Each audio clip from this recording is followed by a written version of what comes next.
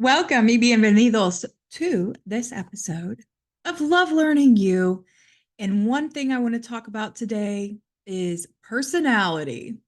Let's get into it. I'm so glad that you're here. I'm so glad that you are following along on this journey, and we get to be on this journey together as we grow. Thank you so much for our current listeners and subscribers. We're continuing to grow daily. Actually, with our podcast, we've made some updates, had some branding shifts and things, and still making some partnership updates as we speak. But I am also happy to announce that we have reached over 100 subscribers here on YouTube. And I can't thank you all enough. If you have ever started a YouTube channel, you know that it can be pretty challenging to get going. And I'm so glad that you're here. So, without further introduction, we're going to hop into personality and culture. So, I'm mainly going to talk about personality today, but one of the areas of my research has been this isomorphism. And isomorphism is that you have two different concepts, big concepts, and they equally work together and impact and influence one another in our lives and who we are as human beings.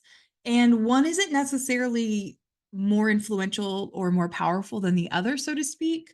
We all have multiple things happening within us, whether that is our cultural origin story, our actual biological DNA material, and then also personality, which is shaped by environment, by how you are brought into the world, etc. In fact, most research indicates at this point, and it has for a good 40 or 50 years, that typically most of us, our personalities are formed in us by the age of 7 or 8, meaning our entire structure of how we manage conflict, what we need to do and engage with to get our psychological needs met. And furthermore, how do we actually communicate?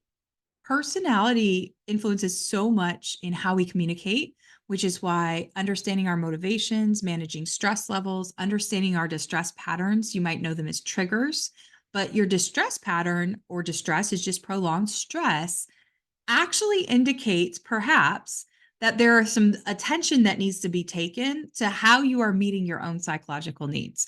And this shows up in our lives personally and professionally. The reason I wanted to point out the isomorphism is you all know we talk a lot about culture and personality. So those kind of bigger buckets of cultural intelligence, emotional intelligence, we're going to be covering a lot of that stuff here on this channel regularly and continue to do so. So I wanted to deep dive a little bit into personality and speak to those who resonate with the following depiction. And this is a strong energy that's present in my personality structure. Now, I will put in the link below if you'd like to set up a one-on-one with me. Feel free, and you can learn more about all of the different kind of inventories, and one in particular that we use to train astronauts at NASA and has been around about 40 years. It's built on a therapy model. You can feel free to check out the resources that I've linked. But going back to just an initial touch, and if this resonates with you, I'd love to have you comment below. But one of the things I noticed in my own life is not only these elements of being an empath or a highly sensitive person, but also being a people pleaser, also being a high performer. These patterns have been in my life since I was a child. And as an adult who's approaching 40, I am more and more deeply exploring these components. A lot of this was actually triggered in this rabbit trail in my own personal learning journey. It was triggered by not necessarily always understanding how to communicate well with my own mom. My mother passed away in a tragic way a couple years ago. I'll say it very unexpectedly. That is what made it so tragic. And just before that, actually 1 year before that, I became certified in this model. Now, at the time, right, the people pleasing tendencies were showing, and I'm going, oh, I'm an entrepreneur. I need to be more credible. It's a classic thought process I found for my unique personality structure. And one of the things about my personality is this existential question of, am I enough? Am I enough? And so comment below if that resonates or something has ever come up for you in those thoughts. But I wanted to just explore with you all what that means to have a lot of emotions and also really love people, but then perhaps you don't experience that reciprocated in the same ways, which is okay. That is why it became very important for me to understand, who am I? How do I really love myself if I do not understand how I'm wired? That could be DNA, which you'll see some videos on here and such, and some upcoming series that are specifically about not only my ongoing personal learning journey, but just offering you all resources and sharing, because it's been quite the journey. And as a third culture kid as well, culturally, my mother was Amish Mennonite background, so a lot of Swiss, German, Dutch heritage. And then on that side of my family, along with some other things, and I'm speaking to my ancestry DNA results, but currently, but also then my father's Puerto Rican with some other things in there too. So that was always a point of curiosity. My last name's Gonzalez. Like there's always those points of curiosity since I'm a kid, because already I'm going into school settings where I'm being asked, where do you get your last name from? Why do you look this way? All of these pieces when you are in settings or you grow up in environments where perhaps you stand out in some way.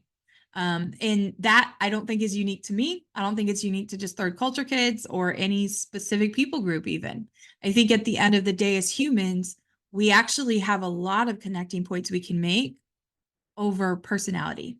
And when we understand how we are wired in our personality, for me, once again, I told you I'm giving an example of one of my stronger energies in my personality structure from a psychological lens, is that you often hear me phrase things, I feel.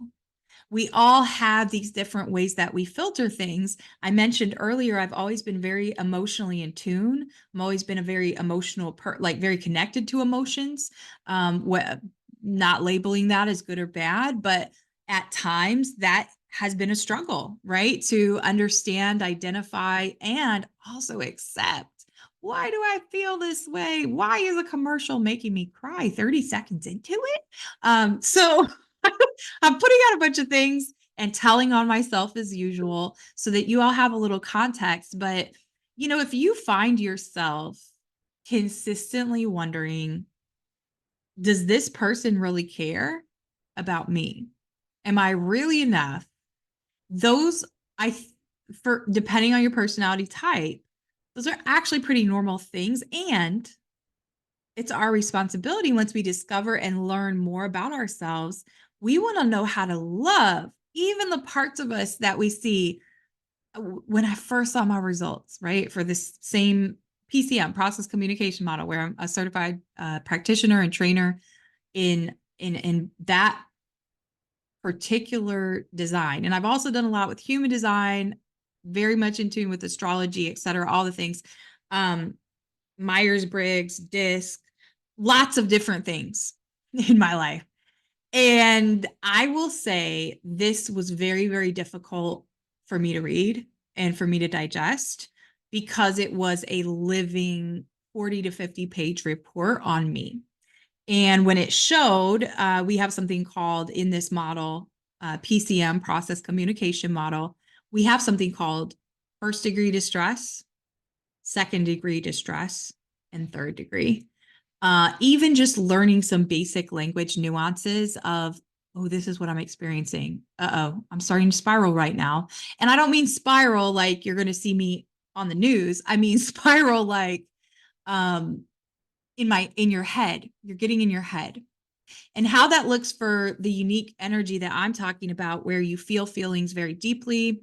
You want to know how everyone feels. You might often like to be in small groups or collaborate with others.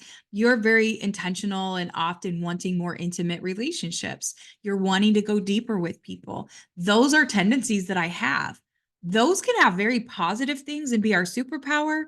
they can also be quite a mystery and cause a lot of shadows in our life to really block seeing ourselves for who we are.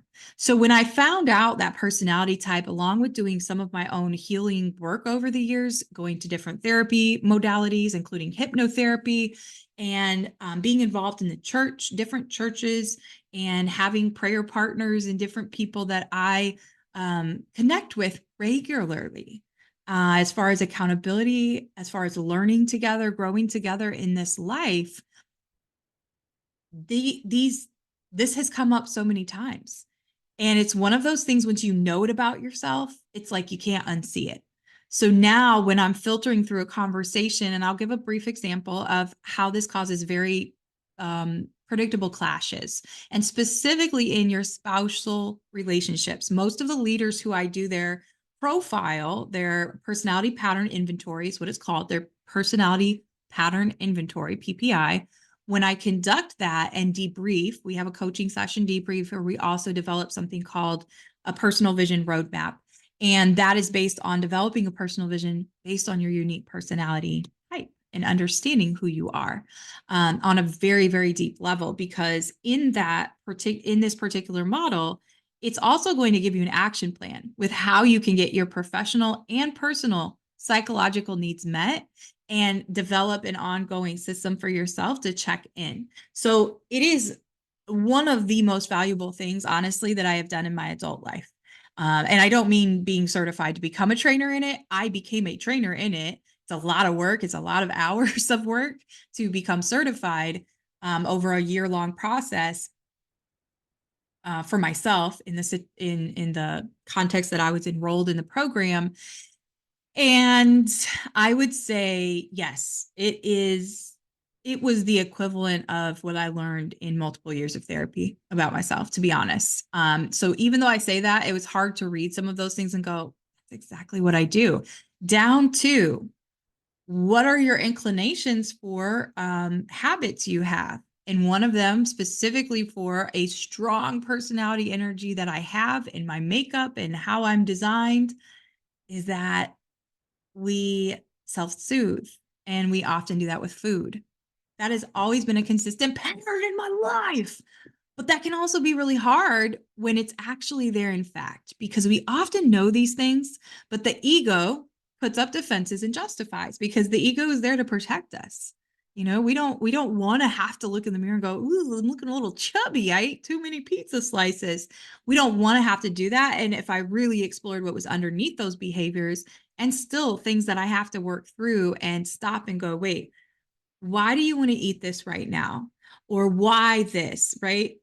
If you don't know and you're not aware of the things, and you don't bring the things to your awareness about who you are, your unique personality structure, and eventually how that works in isomorphism with your cultural context, your cultural origin story, everything about you, and loving learning you, then it's really, really hard to love ourselves, including those parts that are really, really difficult to see on paper, or have somebody point out, especially the people we love, when they point out to us something that we usually already know, on a subconscious level, but they say it and maybe they don't communicate in the ways that we receive communication well, or maybe we're in distress when they try to communicate it to us. I highly recommend, if you have not explored your personality in some way, I'm also going to link a free resource. In addition to, if you would like to do the paid profile that I just described, that has helped me immensely. I will also say it gave me a sense of better understanding before my mother passed away. And anytime I would speak with her and connect with her, it gave me a very different lens of understanding for how to love and accept her. And that helped me to better communicate with her. So, in a sense, because I had been going through a lot in my life, my mom has had many struggles for many decades. So there wasn't. She has tried to get help in different ways, but for me as her daughter, it was very, very, when I look back at these past, 4 or 5 years, and then the progression of being introduced to this powerful tool, learning a lot more about who I am in this process, that at least gave me a bit of closure because I could look at her with a different type of lens of love and understanding, if that makes sense. Because there was a lot of behaviors she had that would be quite triggering. She did not feel emotion super deeply. So you can imagine the type of child and person I am, where I'm noticing something in my energetic field or my intuition, the Holy Spirit, whatever you call that small voice. As a kid, if you're not believed, and then in fact, when you cry, whether it's for joy or pain or fear or anger, that is not honored and you are told to be quiet and you're not believed, that shuts off, right? The pieces of you who are actually the strengths. I'm dynamic with what I do in my professional life and have been for many years because I live out who I am and I tap into those things. Being highly empathic and sensitive to people's energy has served me very well being a teacher and principal the majority of my career. If we don't have those people skills, it's really, really hard. So then on the flip side, if you're more wired like how my mom was, and she had some struggles with understanding people's emotions, even processing her own emotions, etc. And I've struggled with the same things at times. It doesn't mean you're good or bad. So if you're saying, "Oh, I'm just like Justine, I'm always thinking about feelings and I'm concerned about people, or I cry when I see a news story," or if you're on the opposite end of the spectrum, you're like, "I don't get people like that. I compartmentalize my stuff. I get through it, and I use logic. I use that right." There, my partner is more that way. He is more matter of fact, not because he doesn't have emotions or he's not tuned into them. He processes them differently than me, and he's been an immense help. We both have, when we actually see that as a strength instead of going at each other. Because what you'll notice specifically in close work relationships, as well as number one, your partner at home, that your romantic partner in your life or partners in your life, that dance, that cycle, you're going to keep doing it over and over. So a lot of the first years of our relationship, and before I was introduced to understanding more about my personality in a very, very deep way, it would be like this in any conversation, no matter the topic. It would go something like this. Well, I feel like when you said that, blah, blah, blah. That's not what I said. Right. So I'm paraphrasing what I might say and then how he might respond. I think that da da da. So his energy of personality filters the world through logic. So often he frames his sentences, I think, I think, I think. I often frame the world and in the energetics of my unique psychological structure, my personality structure. Psychology is underneath that, right? Because our psyche produces our personality as well, and how we show up, how we move in the world, how we process information, our brain. This is all brain stuff, and it's science, it's biological, it's connected to our DNA. So that is why I'm a huge, huge advocate here at Love Learning You, and everything we do is about asking questions and using our story, our own stories, right? I'm telling you mine because that's what I have. And I'm going to continue to pepper in other resources over time, share things from others. And we have a multitude of guests on our monthly featured voices interviews for Love Learning You too. But my challenge to you is explore the resources for sure that I've linked in these notes. And secondly, think about that dance that you do with the important people in your life, the people you really love and adore. Because when we're committed to understanding and learning each other and growing together, oh my goodness, we can move mountains. And I can tell you, my relationship is 1,000% better than it used to be before I went through this process, because I could then speak his language. And also, yes, he also got a profile done so we could both see each other's. That's also a powerful exercise to do with the people you love and care about. We also have one for teens, and that is created developmentally just for them as far as the questionnaire for the personality pattern inventory. But one of the really interesting things is that I saw it shift how my sister interacted with her kids. I saw how I interacted with my nieces and nephews shift. my niece and nephews, excuse me, her children. Excuse me.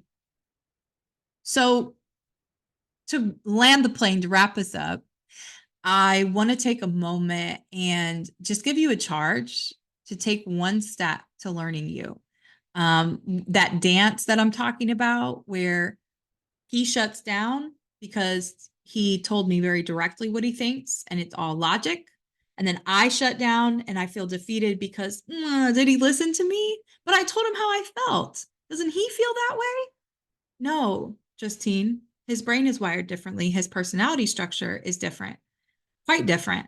And so the way how we're looking at the world, even though it's the same conversation, the same setting, the same home, it's completely different. Then that layer of our cultural origin story, that throws in a whole other layer because we have learned behaviors over time that could positively or negatively influence the decisions we make. So this is a start of a continued long conversation around all things culture and personality, going deep, really exploring a lot with emotional intelligence and cultural intelligence in our upcoming episodes. And I want you to comment below the parts that resonated, the parts you found value. If you're listening on podcast, thank you, thank you. Please hit subscribe, share with a friend if you found any valuable nuggets. And let's come back. Let's continue to get compassionately curious together, and tell me in the comments what you want to hear about. No, I'm kind of moving a little slow today, but I've been in a pondering mood, been spending a lot of time outside, and I just think it's so important. And I know this from not doing it for years, that if we can just get alone with ourselves a little bit and learn more about ourselves, it's kind of this ripple effect of momentum. And it really impacts not only our life trajectory, but the lives of everyone around us. And I can say today, after being a part of that process, I chose to become a certified trainer because it so much changed my life. So much helped me better understand who I am, that, it's caused this ripple effect. And I see a big difference in how I communicate with others and continuing to refine that every single day. And I hope that you found this helpful. But tell me the topics you want to hear about. Tell me what else you want to know. And I put the resources in the notes here. Take care. And until next time, let's continue to get compassionately curious together.